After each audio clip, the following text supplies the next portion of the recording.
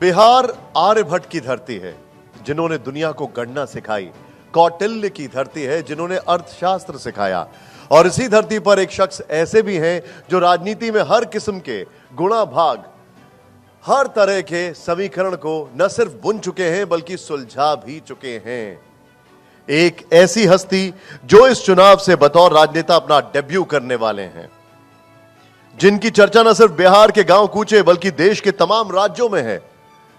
जोरदार तालियों से स्वागत करिए जन स्वराज पार्टी के नेता प्रशांत किशोर जी का। स्वागत है सर आपका, आइए। प्रशांत किशोर जी, बहुत बहुत धन्यवाद टीवी 9 भारतवर्ष के सत्ता सम्मेलन में आने के लिए। आपकी जितनी भी स्पीचेस होती है पिछले 2.5 साल में, जब भी आप सभा करते हैं, आप एक ही चीज से शुरुआत करते हैं। आप कहते हैं मैं ये नहीं कहूंगा मेरे को वोट डालो, मैं ये नहीं कहूंगा, बस इतना कहूंगा कि भाई अगर आपको गरीबी से निकलना है तो ये आपका फॉर्मूला है। फिर आप उनका टेस्ट लेते हैं। आप कहते हैं कि आप जात पे मत वोट डालिए, आप हिंदू मुस्लिम पे वोट मत डालिए, आप राम मंदिर पे वोट मत डालिए, आप 5 किलो अनाज के लिए वोट मत डालिए, आप मुफ्त के सिलेंडर के लिए वोट मत डालिए। तो वोट डालेंगे किसके लिए? वो नहीं, जो आपने बात कही सिर्फ बिहार में ही नहीं, जनरली लोकतंत्र से जो लोग जुड़े हुए हैं पूरे देश में, बहुत इंटेलिजेंट लोग भी अपना ज़्यादा समय इस बात पर लगाते हैं कि वोट किसको दिया जाए, जबकि मेरी अपनी समझ ये है कि वोट किसको दिया जाए इससे ज़्यादा महत्वपूर्ण है कि वोट किस बात के लिए दिया जाए। और उसी बात को मैं गांव देहात की भाषा में लोगों को समझाता हूं कि बिहार में आपने अपने जीवन में जिसको भी वोट दिया, तो जिस चीज के लिए आपने वोट दिया हो, चाहे आपने वोट लालू जी को दिया, नीतीश को दिया, मोदी को दिया, कांग्रेस को दिया, जिस चीज के लिए भी आपने वोट दिया वो चीज कहीं ना कहीं आपको मिली है।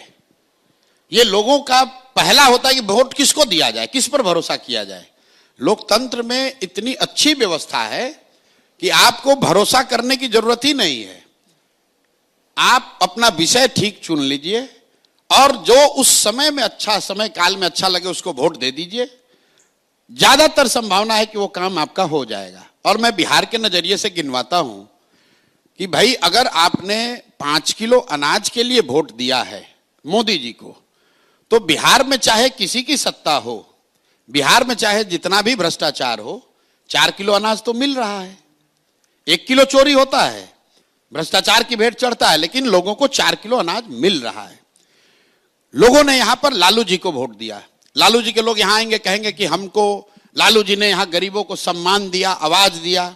तो मैं तो मन से उनका विरोधी होने के, राजनीतिक विरोधी होने के बाद भी कहता हूं कि भाई लालू जी को अगर आपने गरीबों के, वंचितों के आवाज और सम्मान के लिए वोट दिया, तो लालू जी की राज में गरीबों को सम्मान और आवाज मिली। बिहार की राजनीति को जो समझते हैं वो जानते हैं इस बात को। भले ही ये अलग बात है कि जिन वर्गों को लालू जी ने आवाज दिया उनको पढ़ाई की व्यवस्था नहीं की, उनके लिए पूंजी जमीन की व्यवस्था नहीं की, उनको रोजी रोजगार नहीं दिया, लेकिन आवाज तो जरूर दिया। इसी तरह लोगों ने अगर नीतीश कुमार को वोट दिया बिजली के लिए कि बिहार में बिजली, पानी, सड़क की स्थिति सुधरनी चाहिए, तो बिहार में चाहे जो स्थिति हो, जब नीतीश जी 2005 में मुख्यमंत्री बने तो भी बिहार देश का सबसे गरीब और पिछड़ा राज्य था, और आज भी देश का सबसे गरीब और पिछड़ा राज्य है। लेकिन बिहार में घर घर बिजली आ गई क्योंकि लोगों ने बिजली के लिए वोट दिया, लोगों ने सिलेंडर के लिए वोट दिया, तो इसी बिहार में घर घर सिलेंडर बंट गया। लोगों ने मोदी जी का भाषण सुन के वोट दिया कि मोदी जी ने गुजरात में बड़ा विकास किया है, तो भाई गुजरात में विकास हो रहा है, जितना पहले हो रहा था उससे तेजी से हो रहा है। और बिहार से बच्चे जो पहले पंजाब जाते थे, हरियाणा जाते थे मजदूरी करने, अब वो लड़के जा रहे हैं गुजरात में मजदूरी करने। ये आपको क्या बताता है कि वोट आपने चाहे लालू को दिया, नीतीश को दिया, मोदी को दिया, जिस काम के लिए भी दिया वो चीज कम या ज्यादा हुआ है। अगर पूरे राज्य में लोगों ने अयोध्या में मंदिर बनाने के लिए वोट दिया तो मंदिर बन गया। बिहार के गांव की स्थिति चाहे कुछ भी हो, यहां पर फैक्ट्री लगे ना लगे, हम लोग के वोट की ताकत से अयोध्या में मंदिर बन गया। और साथ में मैं लोगों से यह भी पूछता हूं कि आप बताओ कि क्या आपने कभी किसी भी नेता को अपने बच्चों के पढ़ाई रोजगार के लिए वोट दिया है? तो आज तक 2.5-3 बरस के मेरे अपने जर्नी में बिहार में किसी व्यक्ति ने नहीं कहा है कि हमने अपने बच्चों के पढ़ाई रोजगार के लिए वोट दिया है। तो मैं ये बता रहा हूं कि भाई जिस चीज के लिए वोट दिए वो मिला, जिस चीज के लिए वोट नहीं दे रहे वो नहीं मिल रहा है। तो वोट प्रशांत किशोर को दो, लालू को दो, नीतीश को दो, मोदी को दो, लेकिन वोट अपने बच्चों के लिए दो, शिक्षा रोजगार के लिए दो, क्योंकि इसी की सबसे ज्यादा बिहार में जरूरत है। पर प्रशांत जी, इसमें एक तरीके से तो लग रहा है कि आप कैंपेन कर रहे हैं मोदी जी के लिए, नीतीश जी के लिए, लालू जी के लिए। एक ये बात भी तो बच्चों के भविष्य के लिए ही है ना। अगर आपके घर में बिजली आनी शुरू हो गई है, अगर आपको सम्मान मिलना शुरू हो गया है, अगर आपके घर में अनाज आ रहा है, अगर आपके घर में सिलेंडर आ रहा है, तो फिर आपके जो पैसे हैं आप अपने बच्चे की एजुकेशन में लगाएंगे, उसको शायद प्राइवेट स्कूल में दाखिल करा देंगे। बिल्कुल ठीक बात है, ऐसे ही तो विकास होता है। ठीक बात, ऐसे ही विकास होता है। लेकिन यह भी तो संभव है कि आप बच्चों का भविष्य तो बड़ा वेग है ना, बच्चों के भविष्य के लिए वो नहीं, बिल्कुल सीधी बात है कि अगर आपने 5वीं क्लास पास कर लिया तो क्या जीवन भर 5वीं क्लास में ही पढ़ते रहिएगा कि आगे का पढ़िएगा? बिजली नहीं थी, बिजली आ गई, उसके लिए नीतीश कुमार का सम्मान है, उनको लोगों ने सत्ता में बैठाया। लेकिन बिजली का पे करने के लिए पैसा भी तो चाहिए, रोजगार भी तो चाहिए। अकेले एक दिल्ली शहर में पूरे बिहार के मुकाबले करीब करीब 1.25 गुना ज्यादा बिजली कंज्यूम हो रही है। दिल्ली की आबादी कितनी है? बिहार से 1/6 है। ये आपको क्या दिखाता है? बिजली दिल्ली में भी है, बिजली बिहार में भी है। दिल्ली में भी कोई इंडस्ट्री नहीं है, बाय लॉ नहीं है। लोग अपना बिजली का इतना कंज्यूम कर रहे हैं या कंज्यूम कर पा रहे हैं क्योंकि उनके पास पैसा है। बिहार में अगर बिजली आ भी गई है तो एक बल्ब का पैसा देने के लिए भी लोगों के पास पैसा नहीं है। तो गरीबी से निकलने का, गरीबी दूर करने का जो फंडामेंटल 3 रास्ता दुनिया भर के विशेषज्ञों ने बताया है, या तो आपके पास पढ़ाई हो, या आपके पास खेती योग्य जमीन हो, या फिर बिजनेस व्यापार करने के लिए पैसा पूंजी हो। चौथा कोई रास्ता दुनिया में है ही नहीं। बिजली से आप गरीबी दूर नहीं करते हैं। गरीबी हाउस होल्ड लेवल पे दूर तब होगी जब आपके बच्चे पढ़ेंगे, या फिर आपके पास जमीन होगा, खेती करके आप आगे बढ़ सकते हैं, या अगर दोनों नहीं है तो आपके पास पूंजी हो तो आप रोजी रोजगार दुकान व्यापार करके आगे बढ़ सकते हैं। तो बिहार में 2/3 से ज्यादा परिवार के पास ये तीनों में तीनों चीज नहीं है। पढ़ने की व्यवस्था नहीं है यहां लोगों के पास, और खेती का आलम यह है कि 30-35 बरस से सामाजिक न्याय और समाजवाद की राजनीति होने के बाद बिहार में 60%, यह आंकड़ा याद रखिए, टू बी प्रिसाइज 57% लोग भूमिहीन हैं। देश के स्तर पर सिर्फ 38% लोग भूमिहीन हैं, बिहार में 57% लोग भूमिहीन हैं। यहां भूमि सुधार कभी लागू नहीं किया गया। तो 100 में 60 आदमी के पास तो जमीन है ही नहीं, तो बेचारा खेती कैसे करेगा? तीसरी बात रह गई पूंजी। मान लीजिए आपको पढ़ाई नहीं है, खेती नहीं है, फिर बिजनेस व्यापार करने के लिए क्यों नहीं स्थिति है? क्योंकि आपके पास पैसा पूंजी नहीं है। और उसकी 2 वजह है। पूंजी के 2 स्रोत हैं। एक, जो आप पैसा कमा कर आप बचाते हैं, वो आपका पूंजी हुआ, और दूसरा जो आप बैंकों से कर्ज लेते हैं वो बोरोड कैपिटल है।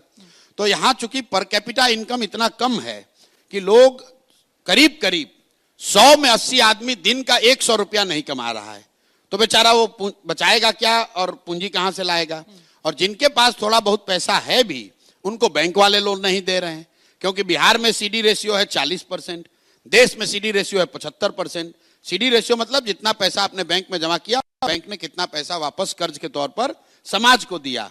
तो बिहार के लोगों ने पिछले वर्ष जमा किया 4.25 लाख करोड़, और बैंकों ने सिर्फ कर्ज दिया 1,61,000 करोड़। बाकी पैसा उन्होंने भेज दिया गुजरात, तेलंगाना, आंध्र प्रदेश, महाराष्ट्र। तो भाई, जब तक बिहार में शिक्षा नहीं होगी, तो जब तक बिहार में भूमि सुधार नहीं होगा, और जब तक लोगों के हाथ में पैसा पूंजी नहीं होगा, तो जितने बात यहां हो जाए, जितने वाद चल जाए, बिहार की गरीबी दूर नहीं हो सकती है। तो हम लोग ये कह रहे हैं कि फंडामेंटल लेवल पे ये 3 चीजों के लिए काम होना चाहिए, और काम तब होगा जब लोग इन 3 चीजों के लिए वोट देंगे। आप कैसे करेंगे ये सब? नहीं, यही बात हम लोग बता रहे हैं कैसे करेंगे। अब हम लोगों ने 3 बातें जो बताई हैं कि शिक्षा को कैसे सुधारेंगे, हम लोगों ने उसका सीधा फॉर्मूला दिया है कि आपको पहले समझना है कि बिहार की शिक्षा व्यवस्था इतनी बिगड़ी कैसे है। हम लोग भी बिहार के सरकारी स्कूल से पढ़े हैं।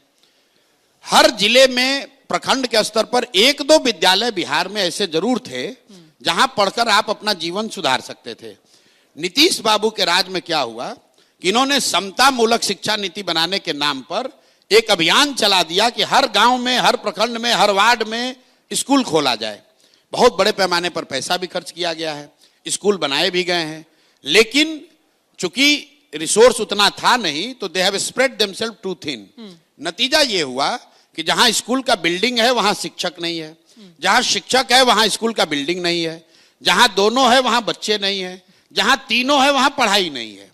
तो इसको हम लोग रिवर्स कर रहे हैं, और जो दुनिया भर में इसके एग्जाम्पल हैं, दुनिया के बहुत बड़े देशों में, आप स्कैंडिनेवियन कंट्री का एग्जाम्पल उठाकर देख लीजिए, what they have suggested and what they have proven, कि rather than taking good school to every village, build good schools and take the children to the good school. अभी सम्राट चौधरी थोड़ी देर पहले आए थे, उन्होंने कहा था कि हमारे स्कूल्स हमने इतने ज्यादा अभी ऐड कर लिए हैं कि पलायन रुक गया है, लोग अब बाहर के राज्यों में जाने की सम्राट चौधरी की इतनी समझ नहीं है कि उनकी वो इन विषयों पर बोल सकें। वो शिक्षा मतलब खुद कहां पढ़े हैं, क्या किए हैं। मैं आपको दूसरी बात बता रहा था कि बिहार की शिक्षा व्यवस्था सुधरेगी कैसे। लोग यहाँ कहते हैं कि भैया स्कूल में खिचड़ी बट रहा है इसलिए व्यवस्था खराब है, आपको भी लोगों ने कहा होगा। मेरा उनसे सीधा सवाल है कि भाई 6वीं क्लास के ऊपर के स्कूलों में तो खिचड़ी नहीं बट रहा है, वहां पढ़ाई क्यों नहीं हो रहा है। कुछ लोग ड्राइंग रूम में बैठ के कहते हैं कि नियोजित शिक्षकों की गुणवत्ता खराब है इसलिए पढ़ाई खराब है। तो मेरा उनको पूछना है कि भैया पटना साइंस कॉलेज और पटना कॉलेज में तो नियोजित शिक्षक नहीं पढ़ा रहा है, वहां क्यों नहीं पढ़ाई हो रही है। भाई पढ़ाई की स्थिति इसलिए खराब हुई है क्योंकि समाज और सरकार, इसको समझिए, सिर्फ सरकार दोषी नहीं है, समाज और सरकार दोनों की नजर में शिक्षा की वो महत्ता है ही नहीं।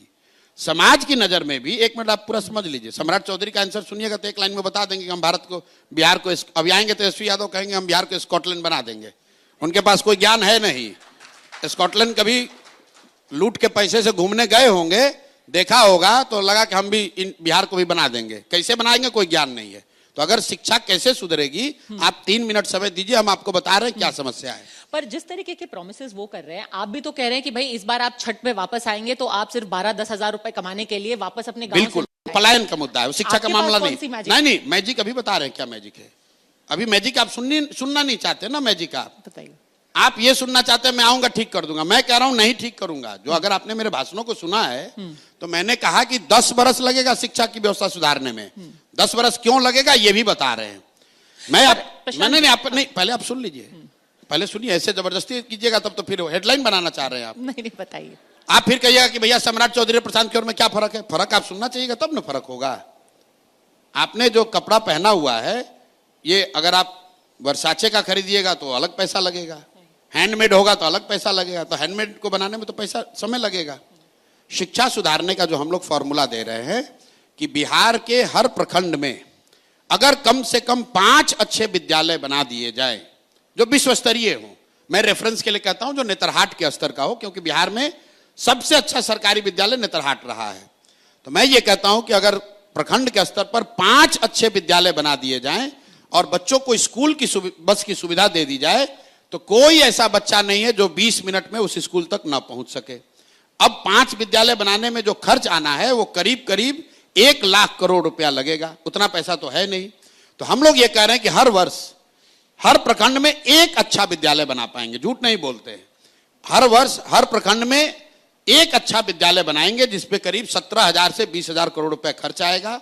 लेकिन आप अंदाजा लगाइए अगर हर साल हर प्रखंड में 1 नेतरहाट के स्तर का विद्यालय भी बन जाए तो पूरे बिहार में 550 ऐसे विद्यालय हर साल बनेंगे। 1 नेतरहाट अकेले से 1500 से ज्यादा लोग, 1500 से ज्यादा अलग अलग परिवार के लोग आज सिविल सर्विसेज में हैं, ब्यूरोक्रेट हैं, बड़े अच्छे जगहों पर हैं। तो इन विद्यालयों का कितना फायदा होगा। 5 वर्ष में 2500 से 3000 ऐसे विद्यालय बनेंगे।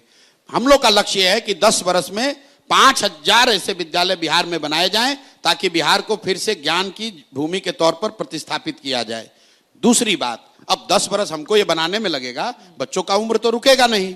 तो उसके लिए हम लोगों ने जो कॉन्सेप्ट दिया है कि जब तक सरकारी स्कूल नहीं सुधरे तब तक गरीब बच्चों को, गरीब परिवारों को यह अवसर होगा कि वो अपने इलाके में प्राइवेट स्कूल में अपने बच्चों को पढ़ाएं और पढ़ाने का खर्चा और फीस एक रेगुलेटेड फीस सरकार की ओर से दिया जाएगा ताकि बच्चों का जीवन ना प्रभावित हो। अब इस पर 2 काउंटर है लोगों का। लोग कहते हैं भैया आप तो प्राइवेट कीजिएगा तो सब प्राइवेटे में चला जाएगा। कोई नहीं जाएगा। दुनिया भर में ये एग्जाम्पल है। अमेरिका में देख लीजिए, वहां बच्चे जब पैदा होते हैं आपको सुविधा दी जाती है कि आप प्राइवेट में पढ़िएगा कि पब्लिक में पढ़िएगा। अगर पटना में यहां लोग बैठे हैं, पूछिएगा कि आपका बच्चा साइंस कॉलेज में पढ़ेगा कि एमएटी में पढ़ेगा। एमएटी में पढ़ेगा तो सरकार फीस देगी, साइंस कॉलेज में पढ़िएगा तो फीस नहीं देगी सरकार। हर आदमी कहेगा नहीं हमारा बच्चा साइंस कॉलेज में पढ़ना चाहिए। अगर आपसे कोई कह दे कि पटना मेडिकल कॉलेज से मेडिकल करोगे कि रमैया से करोगे, रमैया से करोगे तो फीस सरकार भरेगी, लोग कहेंगे ना भाई हमको रमैया से फीस नहीं चाहिए, हमको पटना मेडिकल कॉलेज में पढ़ाओ। 1 मिनट में कंप्लीट कर रहा हूं।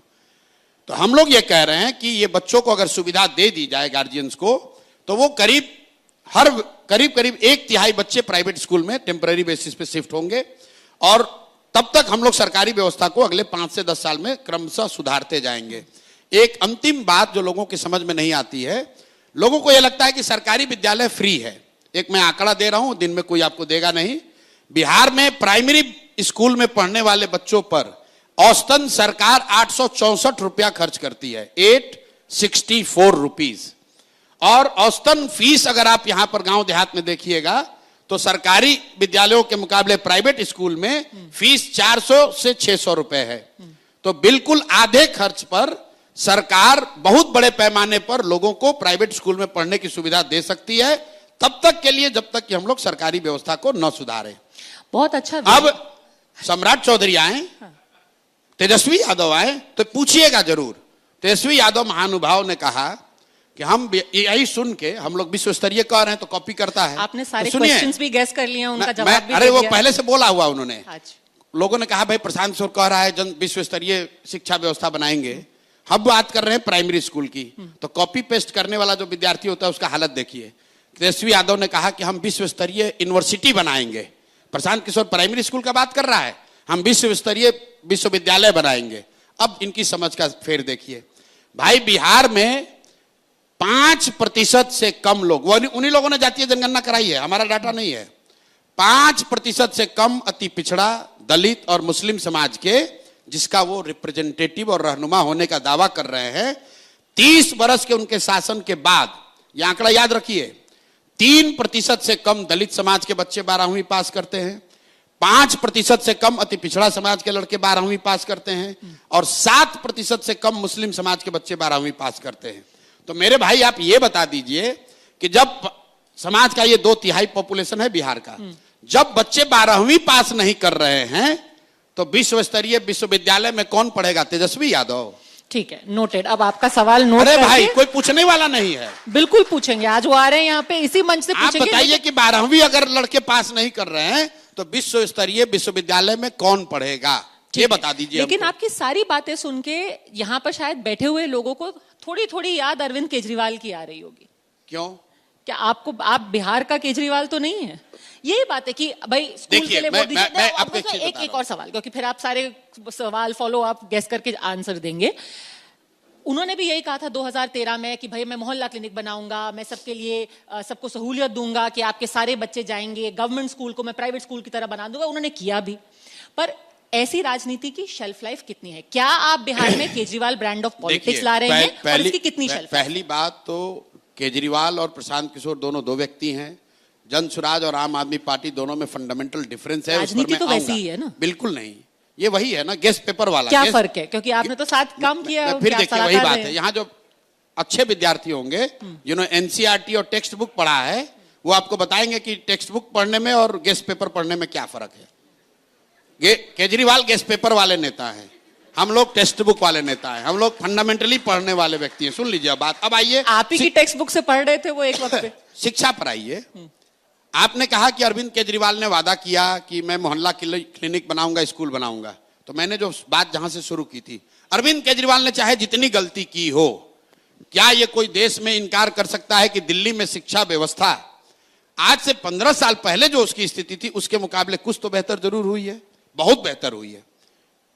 हम चाहे अरविंद केजरीवाल का कितना भी शिकायत कर ले, चाहे उनकी जितनी भी गलती हो, लेकिन शिक्षा पर अगर उनका फोकस था तो दिल्ली में सरकारी स्कूलों की स्थिति पहले के मुकाबले बेहतर हुई और बिहार के मुकाबले तो 100 गुना बेहतर हुई है। तो क्या आप कर रहे हैं कि वो गलत चीज कर दिया उन्होंने? वो हारे वो अलग वजह से, लेकिन उसी स्कूल, उसी मोहल्ला क्लिनिक के बल पर 10 बरस लोगों ने दिल्ली में केजरीवाल जी को मौका दिया। पर फिर उनको कर दिया, बाहर भी तो कर दिया। कभी तो हारिएगा ना, आप गलती कीजिएगा तो कभी हारिएगा। वो तो और अच्छा करते जा रहे थे, वो कह रहे हैं हमने इसीलिए मैंने कहा और अच्छा कर दिया, जैसे देखिए और अच्छा कर दिया। जैसे देखिए यही है ना कि जैसे नीतीश जी आए, यहाँ बिजली नहीं थी, बिजली दे दिया, लोगों ने 5 वर्ष उनको दिया शासन। अब नीतीश जी चाहते हैं कि 50 वर्ष का जनता कॉन्ट्रैक्ट लिख दे। जनता ये करी भाई बिजली तुमने दे दिया, बिजली के लिए तुमको 5 साल दिया बिजली सड़क के लिए, अब हम लोग इसके आगे उद्योग चाहते हैं, पढ़ाई चाहते हैं, रोजगार चाहते हैं। तो केजरीवाल के लिए भी, शिक्षा के लिए लोगों ने वोट दिया। ये प्रमाण है इस बात का, क्योंकि लोकसभा में दिल्ली में कभी आम आदमी पार्टी नहीं जीती है, लेकिन विधानसभा में हर बार जीती। क्यों जीती? क्योंकि लोगों ने कहा भाई चलो देश में कोई भी रहे, दिल्ली में आपने शिक्षा सुधारी है, दिल्ली में सड़कें सुधारी हैं, दिल्ली में मोहल्ला क्लिनिक बनाया है, सही बनाया हो गलत बनाया हो, लेकिन उसके आधार पर उनको वोट मिला है। तो ये आप उसको सिरे से खारिज मत कीजिए। रह गई बात जो आपका दूसरा सवाल है कि क्या जनसुराज और अरविंद केजरीवाल आम आदमी पार्टी एक तरह की पॉलिटिक्स करते हैं? बिल्कुल नहीं। हम लोग के उत्पत्ति का ही रास्ता अलग है। अरविंद केजरीवाल आंदोलनकारी हैं और मेरा आंदोलनों में कोई विश्वास नहीं है। आम आदमी पार्टी अन्ना के आंदोलन से निकली, बिहार में हमने कोई आंदोलन किया नहीं है। मेरा अपना मानना है कि मानव सभ्यता के इतिहास को अगर आप पढ़ेंगे, सिर्फ दिल्ली बिहार का नहीं, देश का नहीं, पूरे दुनिया का, if you read the human history, except for French revolution, France की क्रांति को अगर आप अपवाद के तौर पर हटा दें, तो किसी भी क्रांति से, किसी भी आंदोलन से समाज का सृजन नहीं हुआ है। क्योंकि आंदोलन और क्रांति सृजन का हथियार और रास्ता नहीं है। आंदोलन और क्रांति किसी को सत्ता से हटाने का रास्ता है, किसी को सल्तनत को उखाड़ने की उसमें ताकत है। आपने देखा जेपी का आंदोलन हुआ, उससे इंदिरा जी को सत्ता से हटा दिया गया, लेकिन उससे देश और बिहार नहीं सुधरा। अन्ना का आंदोलन हुआ, उससे मनमोहन सिंह की सरकार चली गई, लेकिन नई व्यवस्था नहीं बनी। अरविंद जी की सरकार नहीं नहीं, सरकार बनना और समाज में सृजन होना दोनों अलग बात है। मैं आपको यही कह रहा हूं। इसका लोग कोई भी राजनीतिक प्रयास को लोग आंदोलन मान लेते हैं। हर आंदोलन राजनीतिक प्रयास नहीं है, हर राजनीतिक प्रयास आंदोलन नहीं है, उस बात को समझिए। पर जिस तरीके का मोमेंटम आम आदमी पार्टी को मिला था, रामलीला मैदान से उनको मोमेंटम मिला, आपकी एक बड़ी अलग ब्रांड ऑफ राजनीति है, वो मोमेंटम आपको मिल पाएगा बिहार के? नहीं, हमें मोमेंटम चाहिए नहीं, हमें वो मोमेंटम नहीं चाहिए। तो हम मोमेंटम बनाने नहीं आए, मोमेंटम ही नहीं होगा। हम लोग मोमेंटम बनाने नहीं आए हैं। यही आप अब ठीक रास्ते पर आप आ गए। हम लोग मोमेंटम बनाने वाले लोग नहीं हैं। हम इसमें सिर्फ गांधी और बाबा साहब का पिक्चर नहीं लगा है। हम लोगों ने गांधी जी को, बाबा साहब के जो रास्ते हैं उसको बहुत गहराई से पढ़ा है, समझा है और कोशिश कर रहे हैं। मैं ये दावा नहीं कर सकता हूं कि सब फॉलो करते हैं, लेकिन जितनी भगवान ने क्षमता दी है, कोशिश कर रहे हैं कि उन मार्गों पर चलने का प्रयास करें।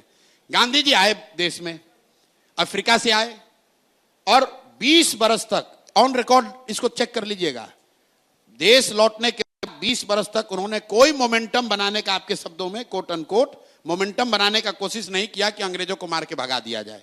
गांधी जी ने यह कहा कि पहले अपने को तैयार करो, सही मार्ग ढूंढो, सही तरीका अपनाओ, अपने में आत्म क्षमता, अपना आत्मबल बढ़ाओ, तब अगर उसके बाद अंग्रेजों से लड़ोगे तब तुम्हें सफलता मिलेगी। एक मिनट रुक जाइए। पर ये तो फिर बहुत ही ज्यादा लॉन्ग टर्म होगा। 20 साल तक हम सिर्फ प्रयास करेंगे, हमें कोई दिक्कत फिर नहीं। 10 साल तक हम काम करेंगे, तब स्कूल बनेंगे, तो फिर काम होगा कब? 30 साल तो इसी में लग जाएंगे। अब देखिए, यही है, आपको 2020 का जमाना है, आप लोग भी चलाते हैं न्यूज इन 20 मिनट्स।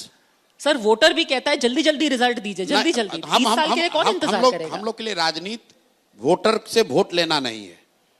वो काम हमने जल्दी जल्दी वाला 10 साल किया है। येन केन प्रकारेण कैसे चुनाव जीतना है, वो काम हम लोगों ने किया है।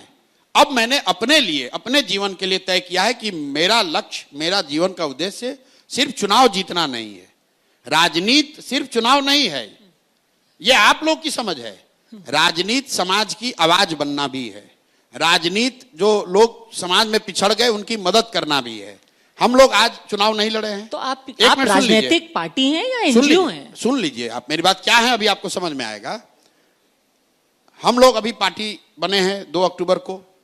कोई हमारा एमएलए एमपी नहीं है, सत्ता में भी नहीं है, विपक्ष में भी नहीं है, हम लोग सदन में भी नहीं है।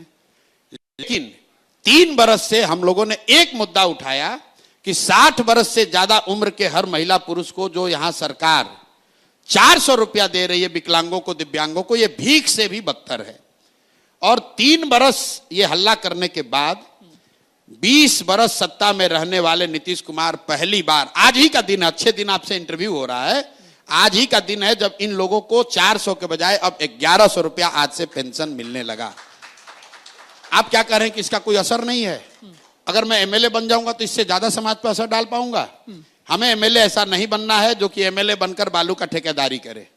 हमें बिहार को सुधारने से मतलब है अगर हम लोग एमएलए न बने, हमारी सरकार भी न बने और बिहार सुधरे, उससे हमारा फायदा है। हम जनसुराज जीते या नहीं, बिहार जीतना पर चाहिए। प्रशांत जी, आप समाज सुधारक ही नहीं है ना, आप एक पॉलिटिकल पार्टी भी हैं। आपने अभी उपचुनाव भी लड़ा था। बिल्कुल। पर उसमें उपचुनाव में जिस तरीके का नतीजा आया, उससे एक संदेश नहीं है कि लोगों को कुछ और चाहिए। आपकी मैसेजिंग जो है, आप लगातार एक आंदोलन कर रहे हैं। किस तरह का संदेश आप ड्रॉ करते हैं, ये तो आपकी विजडम है। मतलब आप सारे हार गए, आपने जितने लड़े, ठीक आप है, सारी सीटों पे हार बिल्कुल हार गए। जनसुराज को पहले चुनाव में 10% वोट आया, 10% सिर्फ वोट आया, और हम लोग की आशा अपेक्षा के अनुसार बहुत कम था। लेकिन अब इसको आप जरा समझ लीजिए कि 10% वोट बिहार में क्या मायने रखता है। जिस बीजेपी का आप लोग सुबह से शाम तक गुणगान करते हैं, अरे बाप मोदी जी, अमित शाह, आरएसएस, बीजेपी को बिहार में 10% वोट लाने में 20 बरस लगे हैं। और पिछले चुनाव में इतना इनका डंका पीट रहा है पूरे देश में, पिछले विधानसभा चुनाव में बीजेपी को 19.6% वोट आया था, जदयू को 15% से कम। 100 बरस पुरानी कांग्रेस पार्टी को 5.6% वोट आया था। और आप कह रहे हैं कि 10 दिन पुरानी पार्टी को 10% वोट आया, तो आप कह रहे हैं कि आपकी बात कोई मान नहीं रहा है। तो भाई आप निर्णय कर लीजिए। हमको अगर नहीं भी मान रहा है तो हमको घबराहट नहीं है। दिक्कत यह है कि हमसे ज्यादा घबराहट आप लोगों को है। अरे भाई, हम 10 साल देने को तैयार हैं, हमको 20 साल लगेगा, हम 20 साल लगाएंगे। हमको बिहार को सुधारने से इंटरेस्ट है। हम लोग पहले लोग हैं जो ये कह रहे हैं कि अगर गलती से भी जनसुराज ने किसी गलत व्यक्ति को टिकट दे दिया तो उसको बिल्कुल हराओ, उससे अच्छा कोई मिलता है उसको वोट दो। अरविंद जी भी यही कहते थे। अरविंद केजरीवाल भी यही कहते थे कि हम सारे जो है उनका बायोडेटा मंगा के अपने सारे विधायकों को चेक करेंगे, कोई क्रिमिनल केस नहीं होगा। पद्मजा जी, बहुत दिनों से लगता है कि अब दिल्ली से बाहर निकलना छोड़ दिए हैं, तो आपको पूरा जो दुनिया है वो दिल्ली और आम आदमी पार्टी के आगे आपको समझ में नहीं आ रहा। पहले आप क्योंकि देखिए क्या होता है, रिसर्च कर रही थी आप पहले जब 4 अलग अलग लेख मिले, the Kejriwal of Patna, Arvind Kejriwal politics, the long march of Prashant Kishor, सारे केजरीवाल प्रशांत किशोर आपको बुलाया जा रहा है। वो आपको सूट कर रहा है, मैंने नहीं, वो आपको सूट कर रहा है। जैसे आप जब आपने पत्रकारिता शुरू की थी तो मुझे याद है मैंने कभी कहा, अरे आप तो देखते हैं आप गांव देहात में जाके इंटरव्यू करती हैं। अब मुझे याद नहीं कि आप पिछली बार कब गांव में गई थी। क्या बात, दिल्ली में ही बैठ के सारा ज्ञान दिए जा रहे हैं। आप लोग बुलाते हैं 4-5 अपने राजनीतिक विशेषज्ञों को। सुनिए मेरी बात, बिहार में ही मिलूंगी आपसे, अक्टूबर में मिलूंगी बिहार में। सुनिए ना मेरी बात, जितने लोग आप लोग टीवी पर विशेषज्ञ बुलाते हैं, आज से आपके सारे सीनियर लोग भी बैठे हैं, एक मेरा सवाल, मेरी ओर से सवाल उनसे पूछ लीजिए। आप लोग कहते हैं राजनीतिक विशेषज्ञ हैं, ये बिहार में क्या होने वाला है बताएंगे। पूछने से पहले एक कैविएट लगा दीजिए, भाई जो भी अपने आप को बिहार पर ज्ञानी, बिहार का राजनीतिक विश्लेषक बता रहा है, या आप लोग बताते हैं, उससे पूछ लीजिए कि बिहार में जिला कितना है ये बता दो।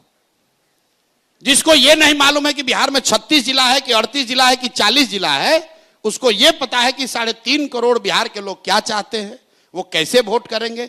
और आप लोग उसका महिमा मंडन किए जा रहे हैं टीवी पर। अरे बाप, ये बहुत बड़े राजनीतिक विश्लेषक, इनको बहुत बड़ा ज्ञान है। आप, और मैं ये मजाक के तौर पर नहीं कह रहा हूं, आप जो भी अपने को राजनीतिक विश्लेषक कहता है, दिल्ली में बैठा है, उससे खाली ये पहला सवाल ये पूछो, भाई बिहार में कितना प्रमंडल, कितना जिला है, ये बता दो। ठीक है, अभी तो हम आपका विश्लेषण सुनने आए हैं यहाँ पे। आपने कहा है कि हम जाति की राजनीति से ऊपर उठ करके विकास की राजनीति बात करना चाहते हैं। हम ये सब शब्दों का प्रयोग ही नहीं करते हैं, मतलब ये आपके मोटा शब्द हैं। हाँ, लेकिन हम लोग ये जरूर कहते हैं कि हम लोग जाति की राजनीति नहीं करना चाहते। लेकिन जब आपने जन सुराज लॉन्च किया था तो आपके लोगों में गांधी जी थे, फिर आपको बाबा साहेब अंबेडकर को भी क्यों लाना पड़ा अपनी राजनीति में? बहुत अच्छा सवाल किया आपने, क्यों लाना पड़ा। लोगों को लगता है कि एक और फोटो लगा दो। अब ये आपको सवाल ये भी पूछना कि सिर्फ 2 ही क्यों है, 3 क्यों नहीं है, तो उसको आप समझिए, 2 मिनट लगेगा आपको।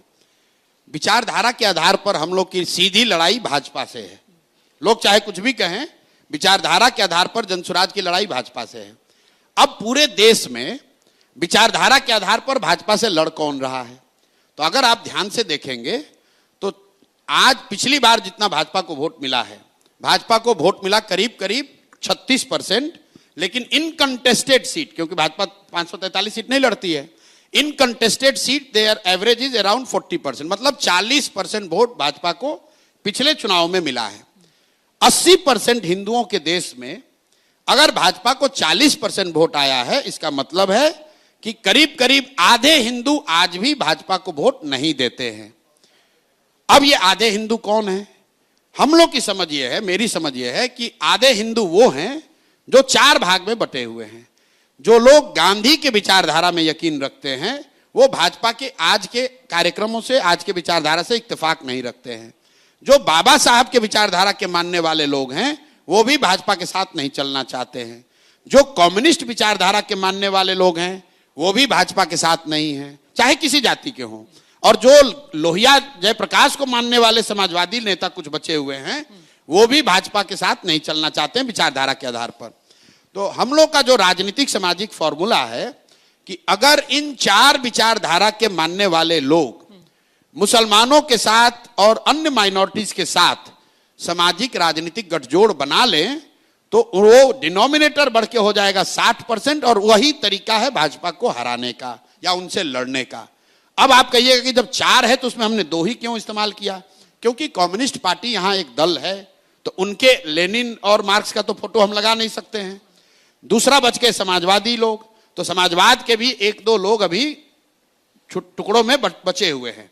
तो जो 2 विचारधारा के लोग हैं गांधी जी और बाबा साहब, अगर इन 2 विचारधारा के मानने वाले लोग भी साथ में आ जाएं और मुसलमानों के साथ, ईसाइयों के साथ, सिखों के साथ गठजोड़ बना ले तो वो भाजपा से लंबे समय में मुकाबला कर सकते हैं और उनको विचारधारा के आधार पर लड़के हरा सकते हैं। इसलिए वो 2 सिंबल है। लेकिन फिर वही बात कहेंगे, गेस्ट पेपर पढ़ने वालों को तो यही समझ में आएगा कि अरे वो गांधी जी थे, अब दलित का वोट लेने के लिए अंबेडकर साहब को भी लगा दिया।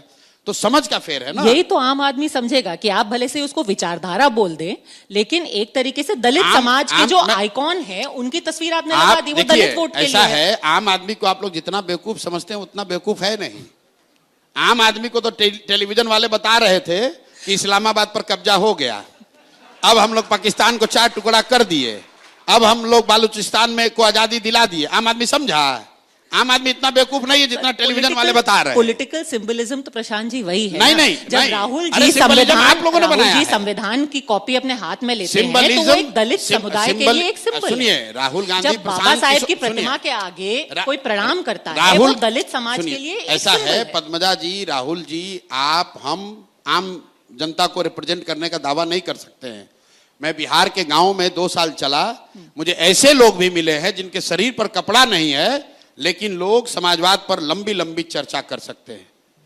मुझे ऐसे लोग भी मिले हैं जो बैठकर ये बात कर रहे हैं कि भैया फिलिस्तीन और इजराइल के लड़ाई का परिणाम क्या होगा।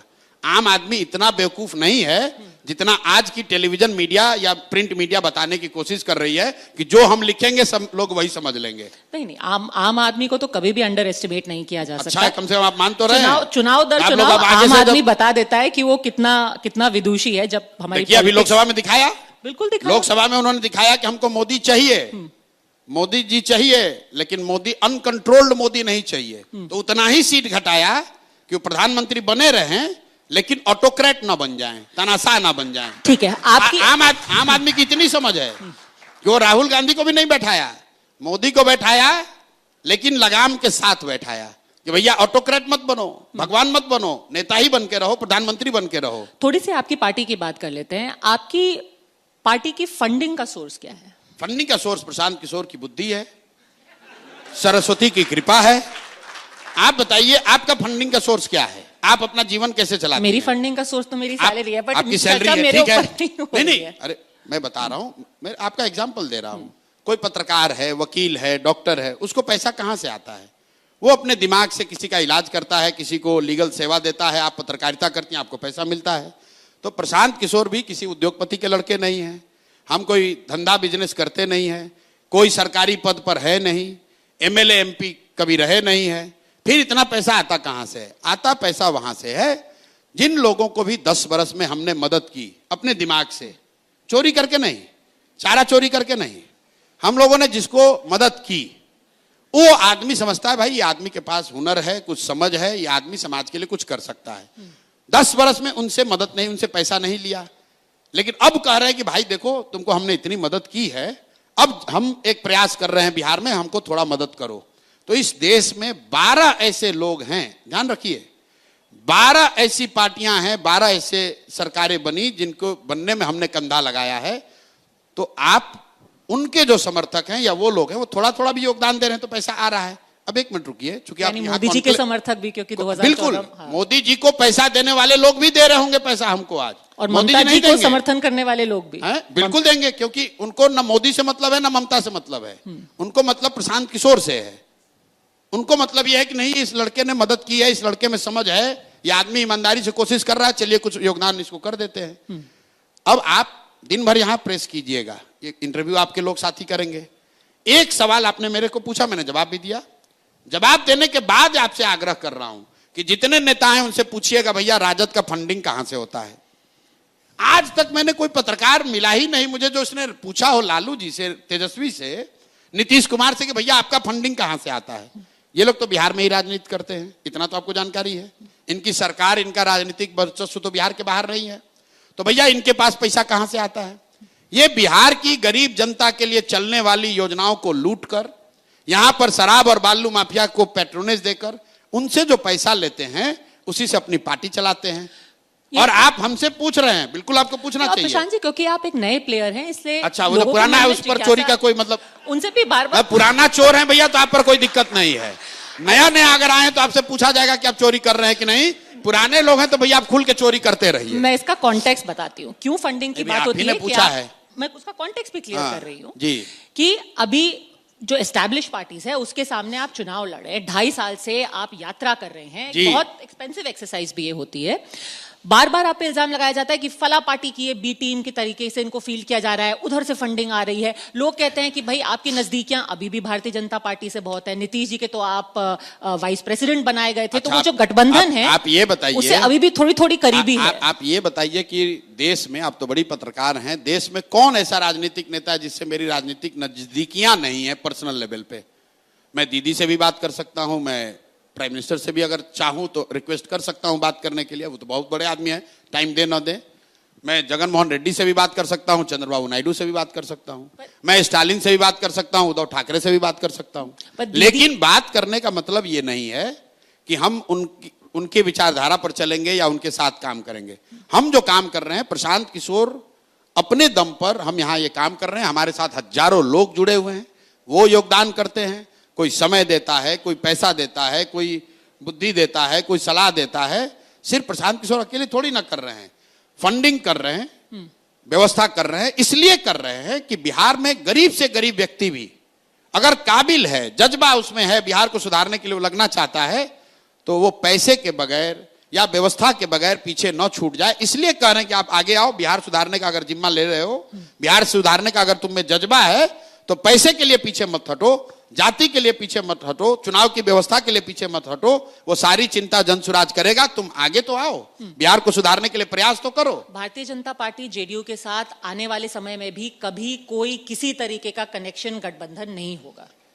आप बेकार एक तरफा पूछ रहे हैं, मैं आपको लिख के दे देता हूं और रिकॉर्ड भी कर लीजिए, सब लोग देख भी रहा है। और पिछले 2 साल से कह रहा हूं, ना चुनाव से पहले गठबंधन, ना चुनाव के बाद गठबंधन, ना भाजपा से गठबंधन, ना कांग्रेस से गठबंधन, ना किसी गठबंधन से गठबंधन। ये गठबंधनों से लोग आजीज आ गए हैं। जब मैं कह रहा हूं कि भाई मुझे 10 बरस भी लगे, मुझे जल्दी नहीं है। गठबंधन लोग क्यों करते हैं कि भाई मैं अकेले नहीं जीत पा रहा हूं, चलो किसी से साथ कर लो। हमें जब कोई जल्दी ही नहीं है, दूसरे लोग क्यों जल्दी में है भाई? जो देखना चाहते हैं भाई आप नया चेहरा है, प्रॉमिसिंग तो लोग अगर देखना चाहते हैं तो अभी 3 महीना में वोट देके जनसुराज को जिता देंगे। ठीक है, अगर जब जिता देंगे तो आप मुख्यमंत्री पद के लिए आप ही होंगे ना? बिल्कुल नहीं, बिल्कुल नहीं। इसकी क्या मतलब, लोगों ने कहा कि बारे दल बनाएंगे तो यही अध्यक्ष बनेंगे। हमको लालू यादव समझ रखे हैं कि मतलब हम बनेंगे, अब हमारे बाद हमारा बेटा बनेगा, उसके बाद उसका बेटा बनेगा। जनसुराज प्रशांत किशोर का दल नहीं है, ये बिहार के 1 करोड़ लोगों का मिलकर बनाया गया प्रयास है। ये संभव है कि आज मेरा चेहरा बड़ा दिख रहा है, लेकिन किसी दौर में मोतीलाल नेहरू बहुत बड़े चेहरे दिखे होंगे कांग्रेस के, फिर गांधी आए वो चेहरे हो गए, फिर नेहरू हो गए, फिर पटेल हो गए, फिर सुभाष चंद्र बोस हो गए, राजगोपालाचारी हो गए। अरे भाई, प्रशांत किशोर आज के दौर में जनसुराज के चेहरा हो सकते हैं। हमसे काबिल हजारों लड़के हैं जो इस प्लेटफॉर्म पर आएंगे और आने वाले समय में, काल में हमसे ज्यादा नाम और हमसे ज्यादा प्रतिष्ठा कमाएंगे। मनोज भारती यहां प्रेसिडेंट बनेंगे, ये क्या किसी ने गेस किया था? क्या किसी ने गेस किया था कि उदय जी बनेंगे? तो जब अभी तो आपने कहा कि हम लोग का कोई चांस ही नहीं है, अभी आप मुख्यमंत्री बनाने लगे। अभी तो आप कह रहे भाई आप तो आपका कोई चांस ही नहीं है। नहीं, मैंने ऐसा नहीं कहा कि चांस नहीं है। अच्छा है ना? आपके कितने चांस? चलिए आप मान रहे हैं ना कि है, बिल्कुल है। तो चलिए आप माने, इसके लिए धन्यवाद। तो अगर हम लोग इतने समझदार हैं कि 2 बरस में देश में इतिहास लिखेंगे कि बिहार जैसे राज्य को जीत कर आ जाएंगे, तो इतने समझदार लोग जो जीत कर आएंगे वो अपना नेता नहीं चुन लेंगे? नहीं, पर नेता तो उसे चुनेंगे ना जिसके चेहरे पर इतने हजारों लोग आपकी पार्टी से जुड़ रहे हैं। देखिए आज प्रशांत जी, ना चेहरे पर नहीं जुड़ रहा कोई। विचारधारा, आपकी मेरा चेहरा देखिए कितना खराब है। अरे भाई हमारा तो चेहरा भगवान ने बनाया तो वो भी खराब हो गया। आपकी विचारधारा सुनिए, जो मैं बात बोल लोग इसलिए जुड़ रहे हैं, लोग इसलिए वोट देंगे। जो मैं बात बोल रहा हूं, लोग उससे कनेक्ट होते हैं। लोग ये सोचते हैं कि भाई मैं भी चाहता था, ऐसा ही होना तो यही चाहिए बिहार में। बात बढ़िया बोलते हैं। जो मेरा आलोचक है वो भी ये कहेगा प्रशांत किशोर बात तो बढ़िया बोलते हैं। तो भाई वो बात से जुड़ रहा है, उस प्रयास से जुड़ रहा है, और जब उस प्रयास से जुड़ेगा उसको सफलता मिलेगी, तो उतनी बड़ी आबादी, उतने बड़े लोग, उतने समझदार लोग वो सक्षम है कि वो आपस में बैठकर चुन लेंगे कि कौन इसका नेता होगा। आप ये बताइए कि जो नीतीश जी की पिछले 20 साल की सरकार है और उससे पहले लालू जी की सरकार थी, इन दोनों को अलग अलग आप 10 में से कितने नंबर देंगे? देखिए, नीतीश जी, लालू जी की सरकार तो सरकार थी ही नहीं, वो तो एक पर्सनल फिफ्डम था। और अगर मैं उनको कुछ क्रेडिट दूं तो वो सामाजिक जो उन्होंने काम किया उसके लिए कुछ क्रेडिट उनको दूंगा, लेकिन सरकार के नजरिए से तो जंगल राज था, उसमें कहीं कोई दो मत नहीं है, तो इसलिए उसको 0 नंबर ही दूंगा। नीतीश जी की सरकार को 2 भाग में बांटूंगा। 2005 से लेकर 2012-13 तक नीतीश जी को 10 में 5, 6, 7 नंबर मिलना चाहिए, क्योंकि पहली बार जब वो आए तो बिहार में कुछ सुधार होता दिखा। ऐसा नहीं कि उन्होंने कोई बहुत अच्छा काम किया, लेकिन चूंकि लालू जी का जो जंगल राज था उसमें इतना अंधेरा था कि एक छोटा दिया भी जला तो लोगों को प्रकाश दिखा। लेकिन फिर भी मैं उस प्रयास के लिए, उन 6-8 सालों के लिए नीतीश जी की सरकार को 8 नंबर 6 नंबर दूंगा, पहले 8 साल के लिए। लेकिन 12 से लेकर 25 तक नीतीश कुमार को 2 या 3 अंक ही मिलने चाहिए। 2 या 3 अंक सिर्फ इसलिए दे रहा हूं कि काम तो उनको भी 0 ही देता है। 2 और 3 इसलिए दे रहा हूं कि कम से कम वापस से अपहरण, रंगदारी उस लेवल पर नहीं पहुंचा है जिस लेवल पर लालू जी के राज में था। उतना ही बस क्रेडिट दे रहा हूं और कुछ नहीं। 2014 के बाद से नीतीश कुमार ने शासन का काम ही छोड़ दिया है, विशुद्ध तौर पर सिर्फ राजनीति कर रहे हैं, अपनी कुर्सी बचाने में लगे हुए हैं। एक बार हमको भी बेवकूफ बनाकर हमसे भी मदद ले लिए, तो उसके लिए भी हम प्रयासचित कर रहे हैं। लेकिन मैं आपको बता दूं कि 2014 के बाद नीतीश कुमार की एकमात्र प्राथमिकता है कि मैं कुर्सी पर किसी तरह बना रहूं। तेजस्वी यादव अब इतना प्राथमिकता दे रहे हैं नौकरियों को, उन्होंने पिछले चुनाव में भी कहा, इस भी आप उनके ऊपर हमेशा पर्सनल क्यों अटैक करते हैं? आप बार बार उनको जगह जगह जाके 9वीं फेल कहते हैं, पर्सनल अटैक क्यों? अब आप हमको रणनीतिकार बोल रहे हैं कि नहीं बोल रहे हैं? बिल्कुल बोल रहे हैं। दुनिया बोल रही है। ये पर्सनल अटैक तो नहीं है। तो तेजस्वी यादव 9वीं फेल है तो हम क्या कहें कि PhD किए हुए हैं? अब ये पर्सनल अटैक कैसे हो गया भाई? आप ये बताइए, आप जर्नलिस्ट हैं तो हम तो आपको जर्नलिस्ट ही कहेंगे। आप उनकी राजनीति पे टिप्पणी नहीं, आप सुनिए, आप जो हैं वही तो बता रहे हैं। हमको किसी ने बोला ये बिजनेसमैन है, तो हमने कहा भाई ठीक है बिजनेसमैन है, चोर तो नहीं है। सामान बेच रहे हैं, सामान क्या बेच रहे हैं भाई? सर पर टोकरी लेके गांव गांव जाकर जैसे लोग अपना सामान बेचते हैं, वैसे हम ये विचार बेच रहे हैं कि बिहार में लोगों को अपने बच्चों की शिक्षा और रोजगार के लिए वोट देना चाहिए। अगर ये बेचना है तो बेच रहे हैं। आखिरी सवाल। और आपने एक मिनट रुक जाइए, आपने कहा तेजस्वी की 9वीं फेल की बात, हमारा इससे कोई लेना देना नहीं है कि 9वीं फेल है कि 14वीं फेल है, ठीक है ना? मैं क्यों कह रहा हूं उसकी बात को आप समझिए गंभीरता को। सामाजिक राजनीतिक स्थिति, सामाजिक आर्थिक स्थिति और परिवेश की वजह से कई बार आपको यह अवसर नहीं होता है कि आप फॉर्मल एजुकेशन कर सकें। मुझे इस बात का ज्ञान है। कामराज से बड़ा कोई मुख्यमंत्री तमिलनाडु में नहीं हुआ, कामराज को कोई फॉर्मल एजुकेशन नहीं थी, लेकिन उनकी परिस्थिति अलग थी। तेजस्वी यादव DPS RK पुरम में, आप भी दिल्ली में रहती हैं, DPS RK पुरम में पढ़ते थे, 9वां पास वहां से नहीं कर पाए। उनका दावा है कि हम क्रिकेट खेलने चले गए। अब क्रिकेट में कितना नाम कमाया वो तो बात छोड़ दीजिए। बाबूजी ने उनके कहा कि अरे भैया मेरा लड़का, हम तो सोचे थे क्रिकेट खेलने गया है, ये तो तौली लेकर पानी लेकर दौड़ रहा है। चलिए मान लीजिए उन्होंने कहा कि हमारे अंडर विराट कोहली खेले थे, हम मान लीजिए कि बहुत बड़े क्रिकेटर भी थे। क्रिकेट छोड़े हुए उनको कम से कम 20 वर्ष हो गया। बिहार के गांव देहात में चलिए, सामान्य परिवारों में आपको महिलाएं मिलेंगी, आप पूछिएगा कितना पढ़ी हैं तो बोलेगी बीए किए हैं। फिर आप पूछे भाई बीए कब कर लिए, तो बोलेगी कि हमारे बाबूजी थे ना तो हमको 8वीं तक पढ़ाए थे, लेकिन हमारा जब शादी हुआ पढ़ाई छूट गया, शादी हुआ तो हमारे पति ने हमको मैट्रिक कराया, फिर भैया बचवा बाल बच्चा हो गया ना तो पढ़ाई छोड़ दिए, लेकिन जब लड़का सब बड़ा हुआ तो कॉरेस्पॉन्डेंस से बीए किए। ये उस महिला का शिक्षा के प्रति आदर और सम्मान दिखाता है, वो दिखाता है कि वो महिला की शिक्षा के प्रति सोच क्या है। तेजस्वी यादव का 9वीं पास नहीं करना यह दिखाता है कि इस व्यक्ति की शिक्षा को लेकर सोच क्या है। भाई आप उस समय नहीं पढ़े, क्रिकेट खेलने चले गए, अब पढ़ लो, अब मैट्रिक पास करके दिखा दो। आखिरी सवाल। ना, अरे आप ऐसे बोल के निकल रहे हैं। तेजस्वी यादव को मैं चुनौती दे रहा हूं, भाई यहां पर ट्यूशन कोचिंग जितने लोग हैं कर लो और मैट्रिक पास होकर दिखा दो, मैट्रिक पास होकर दिखा दो। मैं जनसुराज वापस ले लूंगा, आपको नेता मान लूंगा, आप ही का प्रचार करूंगा, मैट्रिक पास हो जाओ। चलिए ठीक, मैट्रिक पास ये आदमी नहीं हो सकता है। भाई लालू जी के परिवार में कोई नहीं हुआ। अरे हम मजाक नहीं, देखिए बच्चे भी हंस रहे हैं। ठीक, आप देखिए कितना बड़ा जाति है। नहीं आप लोग ऐसे ठीक है कर रहे हैं। नहीं, अरे भाई जिस समाज में लोगों को सिपाही बनने के लिए 5 बरस 6 बरस संघर्ष करना पड़ता है, क्लर्क बनने के लिए बच्चे यहां 10-10 साल पढ़ रहे हैं, वहां पर आप इसलिए बिहार के नेता बनिएगा क्योंकि आप किसी के लड़के हैं, भले आप 9वीं फेल हैं। और ये सवाल उठाया जा रहा है तो आप कह रहे हैं हम पर्सनल आक्षेप कर रहे हैं। हम पर्सनल आक्षेप नहीं कर रहे हैं। लालू जी के बहुत सारे लड़के बच्चे ऐसे हैं जो फर्जी मेडिकल का डिग्री लिए हुए हैं, हम नहीं बोलते हैं बात। हम कहां बोले, कहीं बोले भाई? उनकी 2 लड़की मेडिकल डॉक्टर है, कहां से पढ़ी आपको नहीं मालूम है, कौन पीएमटी और कौन नीट पास किए जरा पूछ लीजिएगा।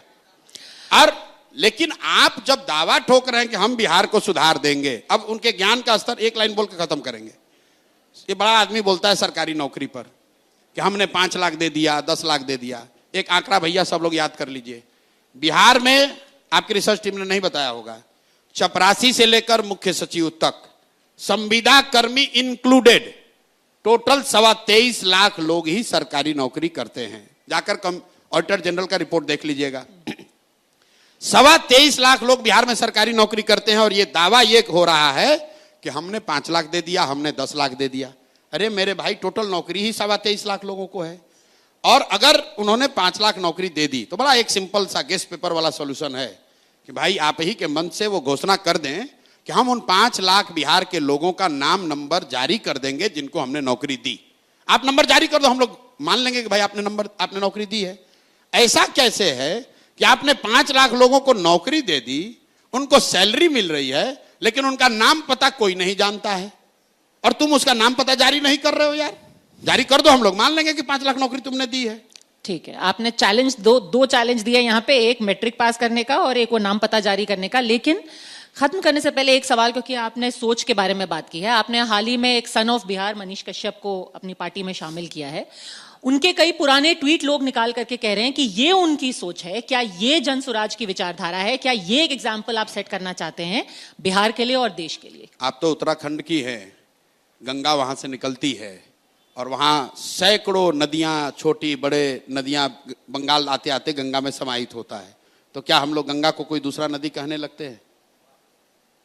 भाई जनसुराज इतनी बड़ी विचारधारा है, इतना बड़ा परिवार है कि उसमें सब लोग आकर समाहित हो सकते हैं। अब ये बात, अब इस उन्होंने ये बात जो है कि बातें क्या कही हैं, कुछ ऐसी बातें हैं जो मैं अभी बोल भी नहीं सकती। मैं उस पे आ रहा हूं, ये तो आपका मैं उस पे आ रहा हूं। मान लीजिए कि मनीष कश्यप ने मुझे ही गाली दी, तो क्या उनको सुधरने का, मुख्य धारा में आने का, सही काम करने का रास्ता देना चाहिए कि हमको उन्हीं रास्ते पर छोड़ देना चाहिए कि वो जिहादी बन जाएं? आप बताइए कि अगर 20 साल 22 साल के लड़के को कोई सोशल मीडिया के जरिए उसको हिंदू मुस्लिम के उन्माद के लिए इस्तेमाल कर रहा है, तो आपका या मेरा फर्ज क्या है? जनसुराज की बात छोड़ दीजिए, अगर वो व्यक्ति सुधरना चाहता है या अपना रास्ता बदलना चाहता है तो क्या उसको अवसर दिया जाना चाहिए कि हम लोग को कहना चाहिए नहीं जो कर रहे हैं यही करते रहो, मतलब समाज में उन्माद फैलाते रहो? मतलब जो आदमी 1 महीना पहले तक भारतीय जनता पार्टी में था, उस वक्त तो उन्मादी था, अब उनका पूरा विचारधारा बदल गई है। अब उनका एकदम माइंड चेंज। मैं ये नहीं कह रहा हूं, वो किसी समुदाय विशेष के लिए ये आपने कहा कि उनके ये टिप्पणी है, तो गांधी जी के साथ बाबा साहब भी साथ में काम किए। बाबा साहब का गांधी जी से कई मुद्दों पर बहुत मतभेद था। सुभाष चंद्र बोस जी उनके साथ काम किए, उनका भी कई मतों पर उनसे गांधी जी से सहमति नहीं थी। बहुत सारे लोग ऐसे थे जिनकी सहमति नहीं थी।